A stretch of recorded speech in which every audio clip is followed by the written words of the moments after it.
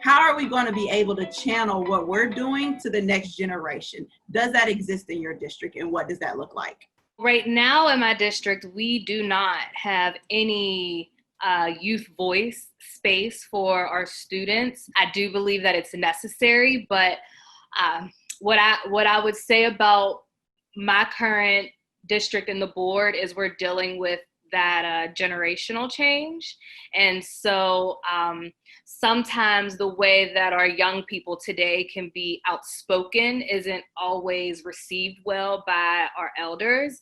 And I think one instance, and this was prior to me being on school board, but when we were as a community in the middle of working on our partnership with the public school system in Pittsburgh, we had a lot of students show up and speak out and call out the administration for their lack in transparency. And I think that it's something that when I ran for office, I brought him along with me in support of what we were doing to have new people on the school board, but also to the point of like showing up. I think what I like to do is be present so that the young people can see that, hey, you're not too far removed from these kind of spaces, and always know that you should speak up. You should be able to talk about things that maybe you don't like, and know that if you see me, come find me and tell me about it, because it starts with that trust of the adults that are in these kids' lives, that they should be able to feel like they can come to and share what they do like and what they don't like, because everything's not perfect. So as for my district, we are a K through 12 district. So we do have a student who comes to our board meetings, and so this year it's a young gentleman. But what I have found over the years is that it's always the president of the student council. And so I know for myself, when I was in high school, I was never in student council. And so that's one thing that can be improved, right? So he is the voice of student council, but is student council really reaching all of our students and really giving us a broad picture of what all of them are in need of? So that is something that we are doing, but maybe something that we can build upon. So we have like student advocates, again, it's about having a great relationship and understanding with your superintendent to make you aware of things. For instance, when the students decided to do a walkout for March for Our Lives, students taking a stand for gun violence, this was amazing. I'm going to credit our teachers. When you have teachers that will speak to current events with students and center their voices and give them an opportunity to, whether they're writing bell work on it or whether they want to walk off, not literally leave the campus, but what our students did is they went into a circle on the field. I thought that was extremely powerful. The only thing, Evity, is that it doesn't quite make it to the board. And this is something that the board's vision would like to see. So again, that's why it was so critically important for us to hire that right superintendent that was going to be the perfect fit for our district. There have been board members in the past, including myself, who have advocated to have student board members. We are a K through 8 school district. And I just really love how Corinne brought it home and said, just because someone was in this particular academia, what about students who have a lot of different talent? And that's why it's important to have that pool of diverse teachers that not only reflect the demographic of our district, but have that shared experience with students so that they can help them tap into the greatness of themselves so that they can be able to share with us. We are working, this is something that we are working towards. This is a goal for our school district, not to have just that one student voice, but to have those student voices so that we can understand how we can be able to best serve them. So we are a work in progress. Good, thank you, thank you. And again, I just wanna highlight the fact that you all are 3 women who are centering student voices when you're advocating on the board. And that's critical to who you have on the board. And so I want to make sure that that is received to our audience who's watching this, is that be mindful of who you elect into our position into these seats, because you want them to advocate for students, because that's all what it's all about. And so when we're thinking about you going to your board meetings and you all doing the work, who's in the board meetings now, and who do you wish were showing up to the board meetings? So right now in our school board, we have a lot of staff. I would love to see more parents, more families. I would love to see more students. If you're a first time, please do come to a school board meeting. You all are living in an area where you're probably taxpayers, and it's really important that we have an investment in our students. So they're at school and not walking around the neighborhood looking for something to do, but that they're being productive. And I will also encourage parents, every state has a law that a governing body has to produce a board agenda 24 hours prior to the meeting. I would really encourage the public to look at that agenda, but also read the meeting minutes from a couple of prior meetings so that you can understand and get a gist of what's going on in the school district. I agree. I would love for more families to come. We already have our board members, our school principals attend, and occasionally classroom teachers will come, specifically on the days when we're recognizing Student of the Month. But what I would love to see more of is community organizations, businesses, so that they can kind of see what's going on in the district and figure out how they can best support. I think when you have local businesses that do things in the community, it's good for them to see their space in the district, because there's a lot of ways that they can expose our children to what they're doing right down the street from where they live. And I think we've already discussed it, but I would like to see students too. To the point of Chanel, agendas are put up. If you have a strong PTA system, I think, school board meetings, they're not the most fun thing to do. So I completely understand. But I think if there's a network of parents or community members who want to split the time, I'll do this month or I'll go next month, so that they can, one, give their thoughts and their voice, but also stay up to date on how things are moving. Because with social media now, you can see a lot of people's opinions on their Facebooks, but that doesn't go anywhere. But if you show up and actually talk about it, or express it to people, you might get an answer, or you might bring something to the board that they just didn't think about. And then if that's happening, maybe you should be on the school board too. Okay, that's tough to follow, and I 1000% agree. But I mean, yeah, so my colleagues have really shared like what a school board meeting looks like. And to be honest, mine, they're very empty. So sometimes we'll have the Teachers Association president there, but we don't have many folks at all. And if it's one day where we're focused on one school in particular, we might see some of their staff, but we don't have a lot of the community, as Ashley mentioned, there on a regular basis. I don't think that the entire community feels very connected to the school district, although I know they send their children there. So one thing I would like to see happen, or basically what it looks like right now, is very data heavy, which is important for us as school board members. But I would like to see a way that we can translate that information maybe so that it's more palatable for our parents, for students, for those who want to be more involved in the district, because they know how important it is for society as a whole. But just really the meeting, the format, the way the information is presented doesn't really speak to them. So that is one thing that I would like to see happen a little bit differently. And then also I would like to see, and I have heard a lot that they would like, community parents would like more of an opportunity to have dialogue with school board members, with school administration. They want to have a space that is appropriate for talking, because our public comment is only 3 minutes and they can't, pour your heart out in only 3 minutes. And so I would like to see that happening as well. So more transfer of information in a palatable way, and then more opportunity for dialogue. Good, thank you. Because what I hear is a plea to the community to say, hey, get involved. I'm telling you, I hear it from your hearts and your minds and your souls and your spirits. So there's a plea to say, hey, tap for the community members, tap into your school board, because this is the closest government to your lives. So this is impacting your every single day, especially if you have kids. And I will say that in my community, I've heard this comment multiple times, is that, well, I don't have any kids in the school district anymore, so I no longer really connected and involved. And I think that is a very dangerous narrative to have, because these are also the kids that feed into the economics of our community. And so we want to make sure that these scholars in our school system, in our communities, are the best scholars that we can produce and graduate as successful adults. So I heard the plea. I hope our audience can hear the plea, is to get involved into your local school board.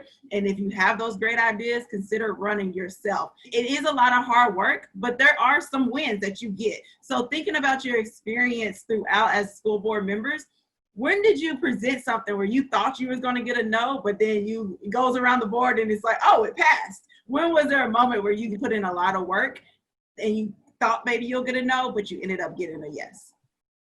I have no problem jumping right into that. That was such a great, Ebony, you did so good saying that. I just want to just answer that last part you said. Girl, answer the question. I'm about to answer the question. I just want to say, please get involved. There's a lot of people in the community that want to get engaged and get involved. But the aha moment was fighting really, really hard for a credit card for school board members.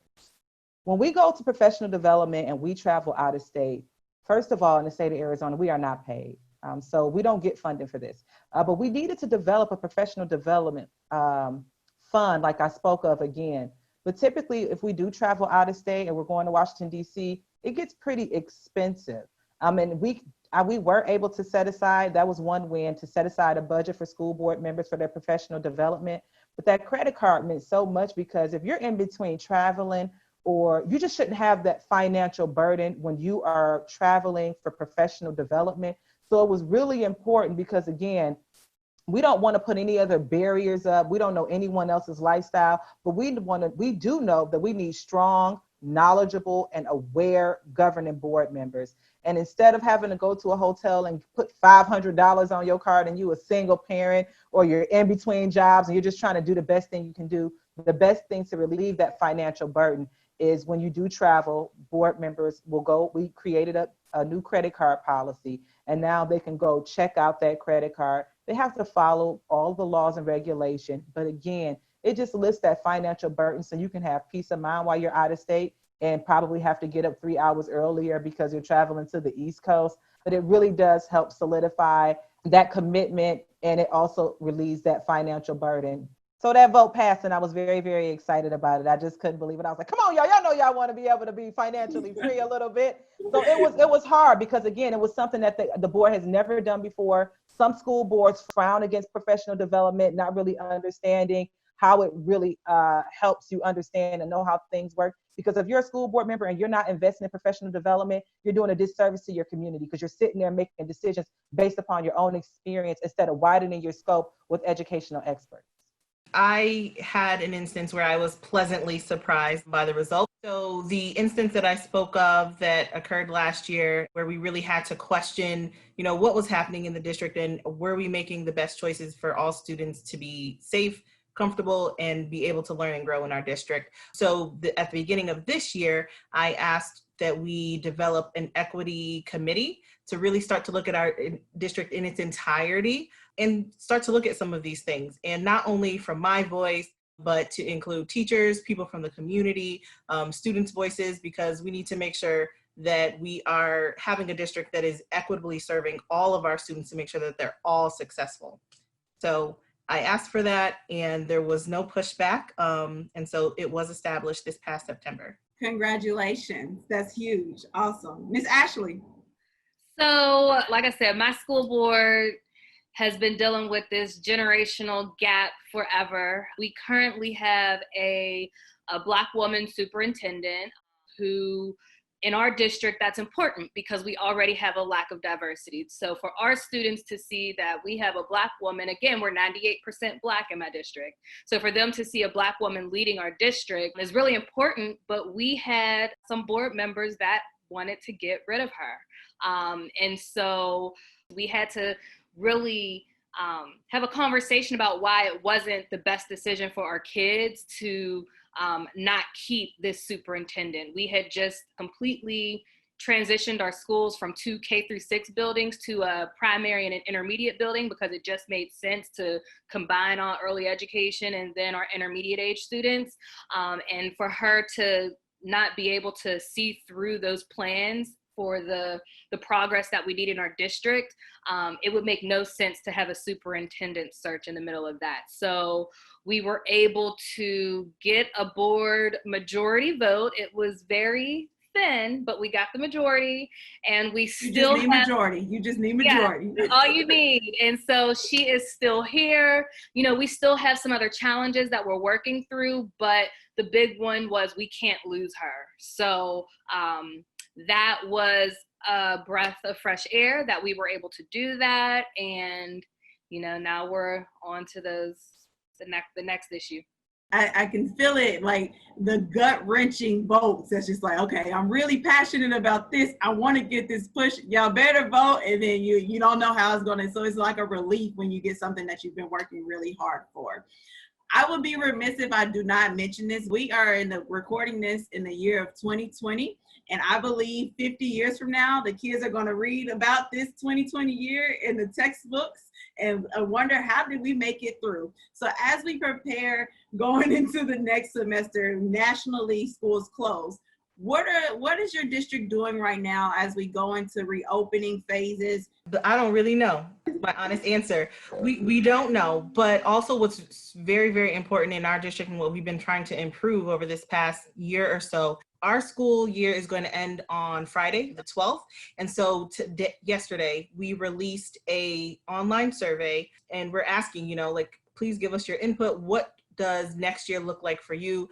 What would you feel comfortable with? How would you like us to help you to protect your students? And so we're putting that out there. We are waiting for additional guidelines from New York State as to what that has to look like. But really, our main priority is making sure that students are okay, but also increasing their knowledge and kind of improving this educational process that we've been grappling with for the last couple of months. But we definitely wanted to make sure to have some community input. Thank you. And I don't know, is very accurate. I think that's across the nation about what's happening. So if anybody else wants to add to that.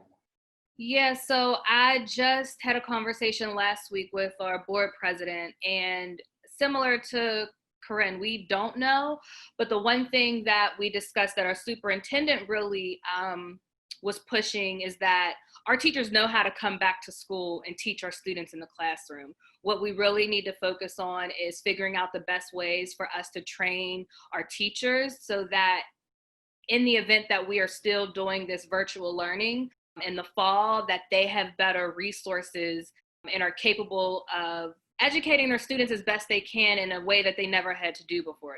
Two things that's really important to me in terms of just operational, what does that look like? Our average daily student showing up, their average daily student membership, them showing up. If we have to come back, does that mean that every school has to physically come back? In the state of Arizona, we have something that's called local control, where we can make the best decisions for our students. Other things that we have talked about is that we need to have a plan put in place. Again, this is being worked on right now by our current superintendent, but again, it is that lag that was not completed by the former superintendent, where we are trying to find our really happy medium and really find our space that's going to work for us. I'm concerned if the state's legislature is going to call a convening. That's really, really important, because if they give us the flexibility to be able to teach in an actual building and also continue on distance learning, but also make that investment in distance learning. Another huge thing, what is school going to look like? We have to get in touch with our children, okay? Personally, in our school district, we do have one-to-one, but we only had about 1,500 students receive devices, and the other ones, for whatever reason, may have chosen not to. That's really concerning. So it's up to us right now to fully engage with our students during the summer so that we can have pupils to serve next year. So this plan, it has to be all encompassing of the whole child, but also really being supportive, again, to educators.